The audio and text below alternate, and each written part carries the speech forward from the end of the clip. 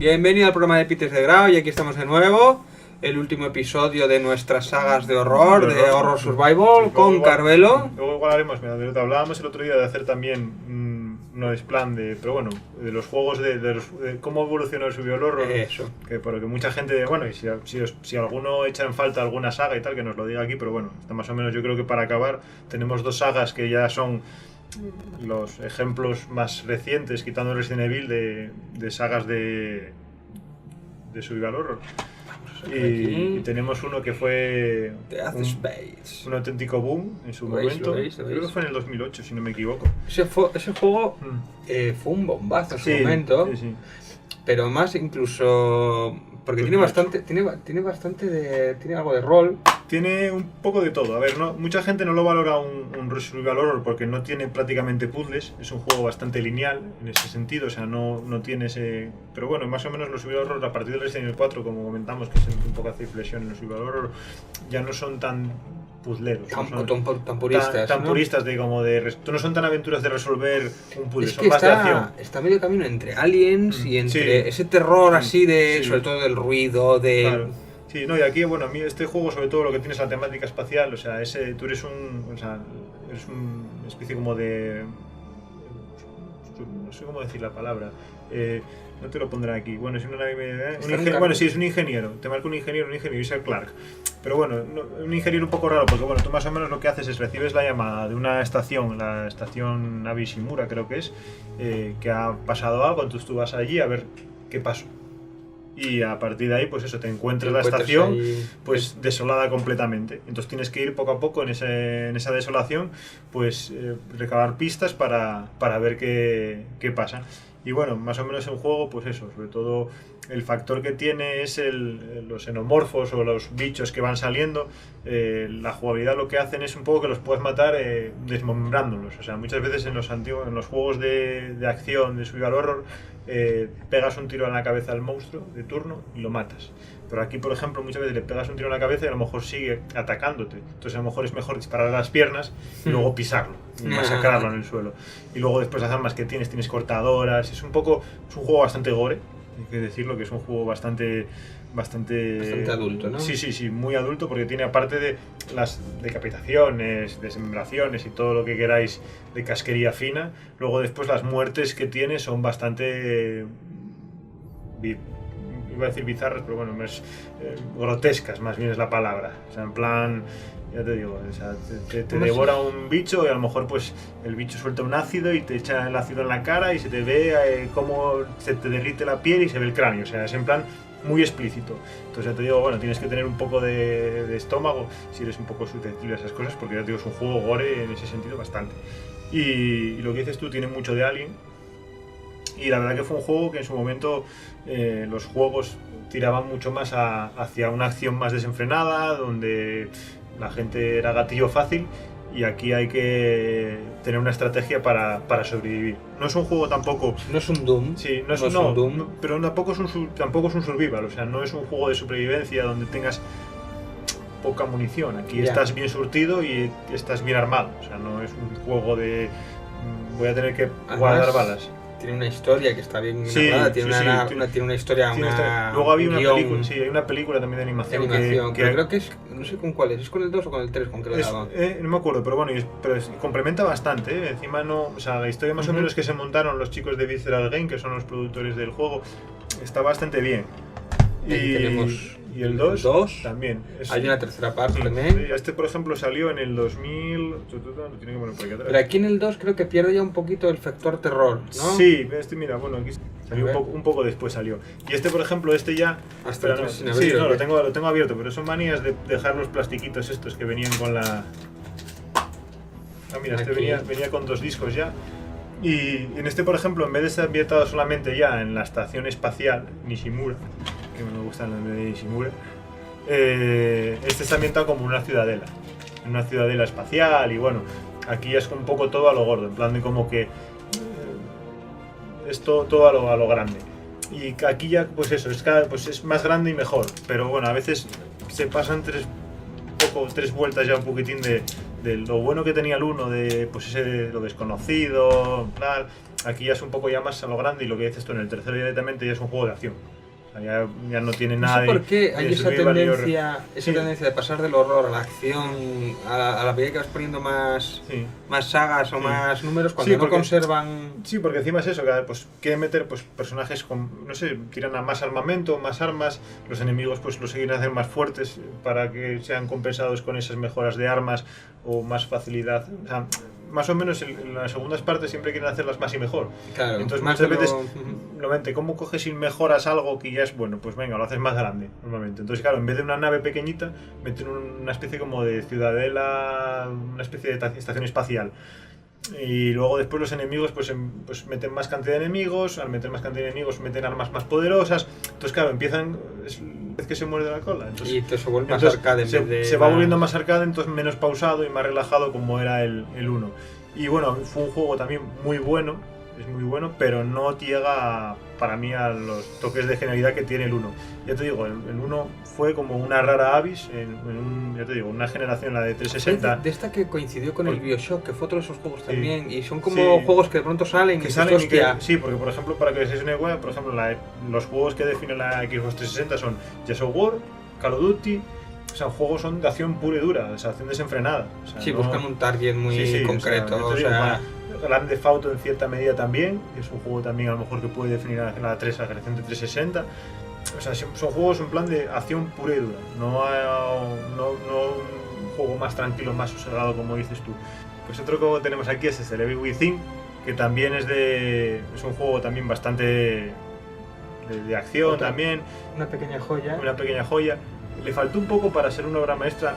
A ver, es muy buen juego, pero le faltan cosillas. Es un juego de Shinji Mikami, el creador de Resident Evil. Y bueno, Shinji Mikami se pira de Capcom después de Resident Evil 4, crea su propia compañía y dice que va a crear un juego de terror que va a ser la hostia.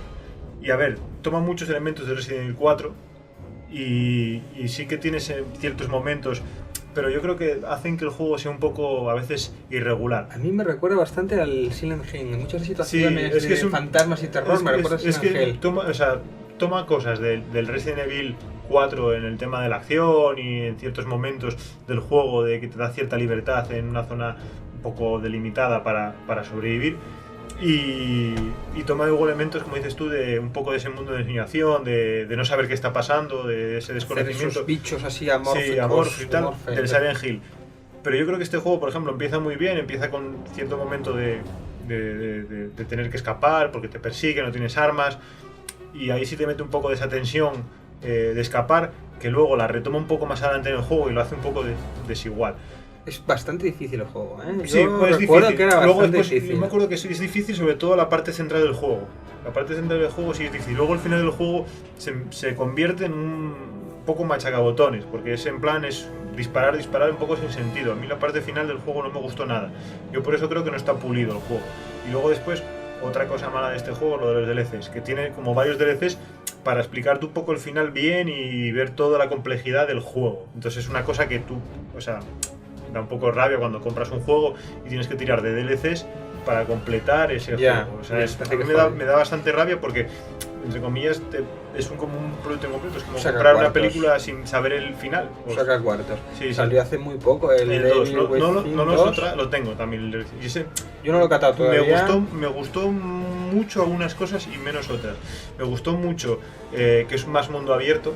O sea, tienes como varias misiones chiquititas, o sea, misiones secundarias que te puedes hacer antes que la principal y mejorar tu personaje a nivel de armas y un poco habilidades, porque por ejemplo este juego por ejemplo ya no es una mezcla entre RPG, porque también puedes conseguir puntos de los enemigos que matas para mejorarlo. O sea, los juegos cada vez están evolucionando y se evolucionan a mezclar todo.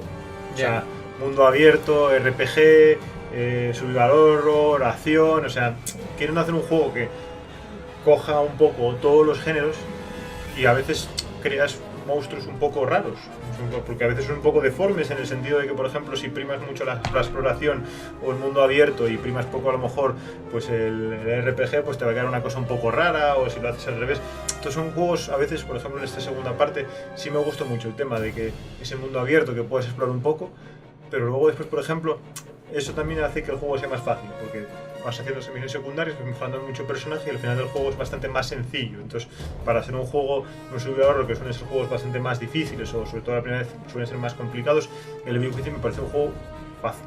Me pareció bastante fácil. Te digo, lo acabé en una semana. ¿Lo acabaste? Sí, una semana, 15 días, no me duró más. Me lo regalaron en Navidades y yo creo que me llegó a Reyes. O sea, fue una cosa 15 días, me acabó. Y no me he hecho muchas horas, me refiero que no jugué mucho tiempo, igual me llevó 20, 25 horas. Cada día los juegos duran menos. No, encima duran menos, salvo que sean juegos muy largos. Pero los juegos, por ejemplo, estos, los survival horrors, hablábamos, por ejemplo, de los primeros Resident que duraban mucho tiempo y luego los puedes acabar en 4 horas. Por ejemplo, estos juegos no te los puedes acabar en 4 horas porque físicamente no puedes, porque son juegos largos. Pero me refiero que es un juego que está pensado para acabarse en 15-20 horas porque no te vas a quedar nunca bloqueado. Que es lo que pasaba antiguamente en los survival horror, que tú te podías quedar bloqueado y podías estar dando vueltas por la casa 1 o 2 horas, o te podían matar y podías a lo mejor estar jugando media hora o 1 hora, matarte, tener que rejugar esa hora. A lo mejor pasabas esa media hora que habías perdido, te volvían a matar, o sea, tenías que hacer como... Ser mundo abierto, tú puedes ir haciendo por un poco como el Batman o como... Sí, es un poco como el Batman y eso, y encima es eso, a ver, los juegos estos son fáciles de siempre tienes cosas que hacer, siempre tiras hacia adelante, cuando pierdes, no pierdes mucho, por ejemplo, si te mata un enemigo, que tampoco hay enemigos muy difíciles, donde apareces es justo antes del enemigo, con lo cual has perdido 5 minutos de partida. Antiguamente te mataba un enemigo y perdías 15-20 minutos de partida, entonces claro, eso se sumaba. Se habías guardado. Entonces claro, eso hace que los juegos ahora sean más largos en duración, siempre. O sea, tú juegas al Evil Within 2 siendo un speedrunner, en plan, quieres hacértelo muy rápido y salvo que tengas de tires de bug, el juego te va a durar 8 horas, 10 horas. Pero por ejemplo un Resident Evil te dura 3-4 horas porque una vez que te lo sabes no es difícil. Entonces es lo que te digo yo, que los juegos han evolucionado por otra tal. Ya te digo, no obstante es buen juego. El Resident Evil Within 2 ya no lo hizo Shinji Mikami, estuvo en teorías de producción pero no en dirección. Y se nota ya un poco porque bueno, ahí yo creo que Shinji Mikami estaba ahí un poco atorado con las ideas de Resident Evil 4 y aquí están más pulidas. Ya te digo, ahí también el tema de... Que por ejemplo el tema del sigilo está bien implementado, pero está demasiado bien implementado. O sea, si eres bueno en el sigilo, matas a muchos enemigos sin tener que disparar. Que a ver, eso por ejemplo está bien porque bueno, es un survival horror, pero bueno, tampoco es en plan de que sea tan fácil matar a la gente estando en sigilo. Yo te digo, a mí me gustó mucho el 2, me gustó más que el 1. Yo lo tengo pendiente el 2. Sí, me gustó mucho más. La historia encima es mucho más... la del 1 es mucho más confusa, empieza de una manera muy rara. Y no sabes muy bien qué está pasando hasta casi la mitad del juego.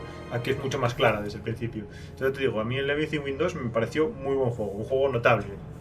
Como el 1, incluso ya te digo, es notable alto. El 1 me parece un notable sin más. Y que le faltan ciertas cosillas para considerarse tiene muchos obra fans, maestra. El Evil Within tiene sus fans importantes y... Sí, no, ya te digo, a mí son juegos que me gustan, los disfruto jugando. Hombre, no son Resident Evil de vieja escuela, no es un Resident Evil 4, que por ejemplo para mí es de lo mejorcito de ese estilo.